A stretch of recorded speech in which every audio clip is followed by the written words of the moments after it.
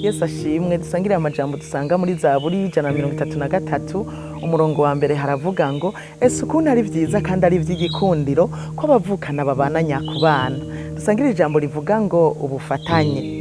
Muri ino suko ibintu bimeze abantu barakunda kubana ari benshi kandi ni vyiza kuko n'Imana iragomba ko twiga kubana neza. Aricyo Bibiliya ivuga ngo ubufatanye. Ubufatanye ntuze wiyumvire ngo no kugenda ahantu mu mugwi hanyuma ugataha haba namba nko mu rusengero. Ubufatanye ntuzovyite kwinjira ugasohoka, oya.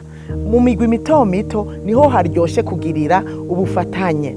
Mu migwi mito mito kuko murasangira ivyo kurya ivyo kunywa, ariko ntibihereraho. Murasangira ijambo ry'Imana, mugasangira ibibagoye mu mutima, mugasangira umunezero, mugasangira vyose. Ari ufise n'ikimugoye mu muryango canke mu buzima bwiwe arashobora kukibwira bagenzi we bakagira ico bamufashije.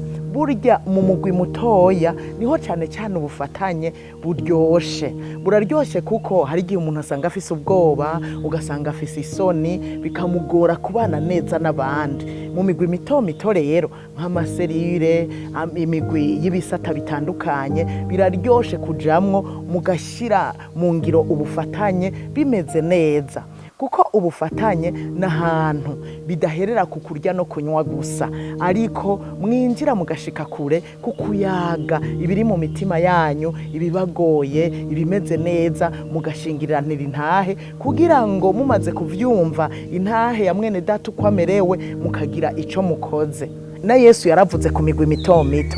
Mbega murazi gituma yatoye abigishwa 12? Erega abigishwa yari afise sibajya abone nyene 12, bari benshi cyane, ariko aratoranyamwo 12 bo kubana nawe, bo kugumana nawe kugira ngo bashire mu ngiro ubufatanye. Hanyuma nibabubamwo neza baze bagende kwigisha, naho nyene abo bigisha babigishe gushira mu ngiro ubufatanye.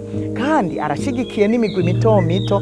Mu ijambo ry'Imana muri Matayo 18 umurongo wa 20 aravuga ngo kuko aho babiri canke batatu bari mu izina ryanje nzoba hagati muri bo. Urumva ko ashigikiye abakorana mu izina ryiwe, kandi naho boba bake. Ntuzotinye rero mukoranye muri bake ngo Imana ntiri hagati muri mwebwe. Iba hagati muri mwebwe kandi ikabakorera.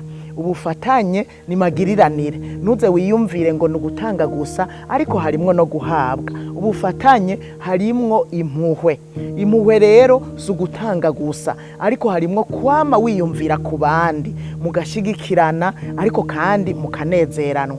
Nshuti yanje, biraryoshe cyane ko abavukana babana nyakubana. Niwikure mu bandi, ariko niwifatanye n'abandi.